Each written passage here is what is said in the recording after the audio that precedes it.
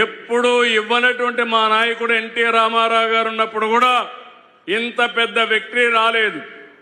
94% మేము పెట్టిన అభ్యర్థులందరూ గెలిచారు, బ్రహ్మాండంగా గెలిపించారు. ఇది ఒక చరిత్ర.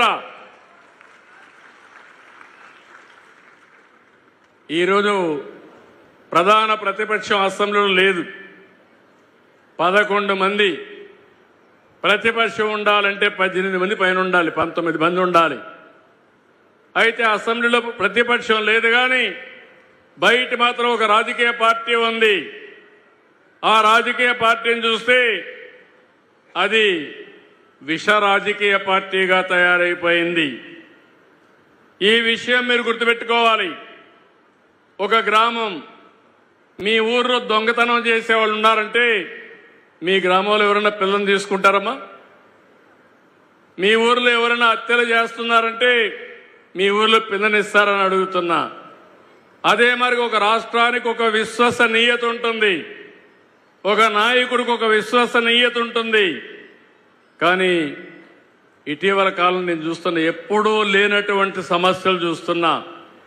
ఆడబిడ్డల పైన సోషల్ మీడియాలో క్యారెక్టర్ అసాసినేషన్ చేస్తారు, ఇష్టానుసారంగా మాట్లాడే పరిస్థితికి వస్తారు. అంటే మామూలుగా మీరు చూస్తే ఫేక్ ప్రచారాలు, రౌడీ రాజకీయాలు, తప్పుడు విధానాలు, ఇవే ప్రచారంగా చేసుకొని ముందుకు పోతున్నారు. నేను ఒక్క విషయం ఈ పెద్దాపురంలో అడుగుతున్నా. 10 సంవత్సరాలు 10 సంఘటనలు మీ దృష్టి తీసుకొస్తున్నా. ఇలాంటి వాళ్ళు ఒక రాజకీయ పార్టీ పెట్టడానికి అర్హత ఉందా? ప్రతి ఒక్క కుటుంబంలో చర్చ జరగాలని చెప్పి కోరుకుంటున్నా. వివేక హత్య, వివేకానంద రెడ్డి ఆ రాజకీయ పార్టీ నాయకుడికి సొంత చిన్నాన్న, తెల్లవారితో చనిపోయాడు. సాక్షి టీవీలో వచ్చింది గుండెపోటు. నేను కూడా నమ్మా.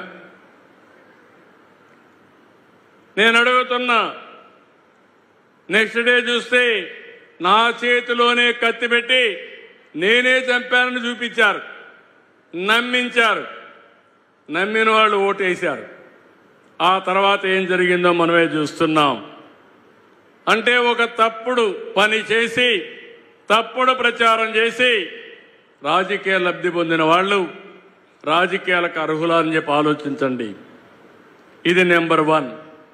నెంబర్ 2, విశాఖపట్నంలో కోడికత్తి డ్రామా జ్ఞాపకం ఉందా అని మిమ్మల్ని అడుగుతున్నా.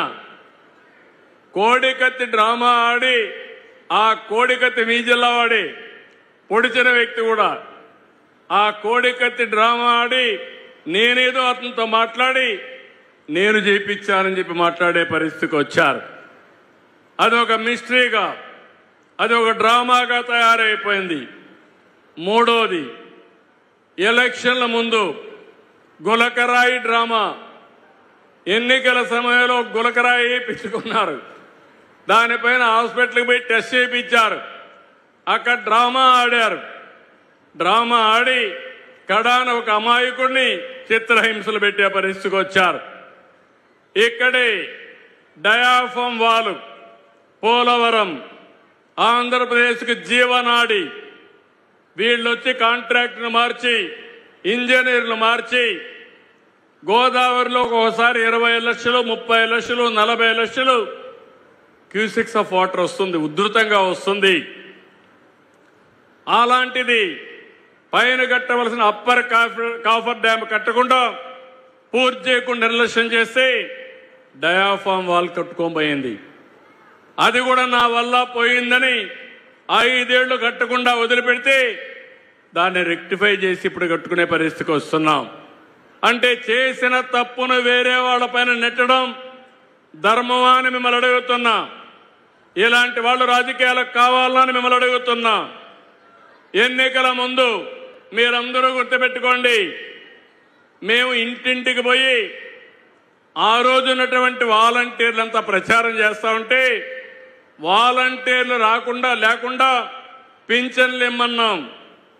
పింఛన్లు ఇమ్మంటే మే నెలలో పింఛన్లు ఇవ్వకుండా ముసలి వాళ్ళని తీసుకుపోయి అటు ఇటు తిప్పి ఒక 15 మందిని చంపేసి ఆ 10 మందిని నేను చంపేశానని నా మీద నెపవేశాడు. అవునా కాదా అని మిమ్మల్ని అడుగుతున్నా. ఇలాంటి దుర్మార్గులు మనకు అవసరమా అని మిమ్మల్ని అడుగుతున్నా. ఈరోజు నేను అడుగుతున్నా, వాలంటీర్లు లేరు, ఒక రోజులో మీకు పింఛన్ ఇస్తున్నామా లేదా అని మిమ్మల్ని అడుగుతున్నా. 3 గంటల్లో ఇస్తున్నా, అవునా కాదా? అవునంటే గట్టిగా చెప్పండి, కూడా చెప్పండి అవునని. ఇంకో పక్క ఈరోజు మీరు చూస్తే నేను ఎక్కడికి పోయినా నన్ను అడుగుతున్నారు, మీరు బాగానే పనిచేస్తున్నారు, మీ ఎన్డీఏ బాగుంది, బీజేపీ ఉంది, పవన్ కళ్యాణ్ ఉన్నాడు, పనులు బాగానే చేస్తారు అని సంతోషపడి అందరూ అడుగుతున్నారు. కానీ మీ రాష్ట్రంలో ఒక భూతం ఉంది, మళ్ళీ ఆ భూతం లేదని గ్యారంటీ ఏంటని అడుగుతున్నారు. దీనికి మీరందరూ ఒక విషయం గుర్తుపెట్టుకోవాలి. నేను ఆ రోజు అందరికీ చెప్పాను, ఈ భూతాన్ని పాతాళంలో కంట్రోల్ చేశాం, ఇంకా తిరిగి రాదని చెప్పాను. కానీ ఇక్కడ చూస్తే అరుంధతి సినిమా చూసారా మీరు? జ్ఞాపకం ఉందా మీకు? జ్ఞాపకం ఉంటే చేలు పైకెత్తండి.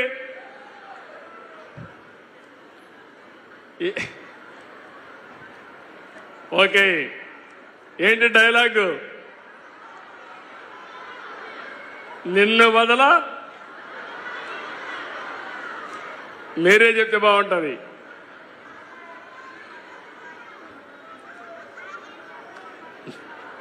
ఏదమ్మా?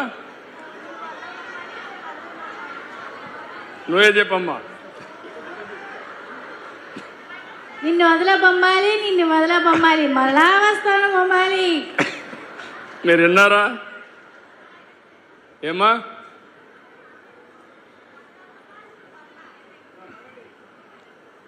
ఆ అమ్మాయికి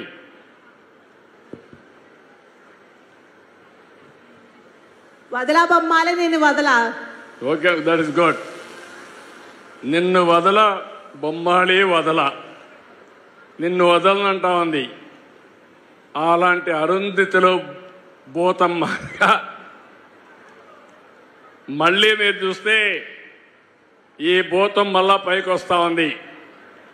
మొన్న సింగయ్య మీరు చూసుంటారు, నేనే సీఎం, కార్ డ్రైవర్ కూడా గవర్నమెంట్ డ్రైవరే, పోలీసు కూడా సెక్యూరిటీ అంతా పోలీసులంతా గవర్నమెంట్ వాళ్ళే. అందరూ వెళ్ళారు. వెళితే వీళ్ళ ఇష్ట ప్రకారం తొక్కించుకుంటూ పోతే ఒక అతను వాళ్ళ కార్య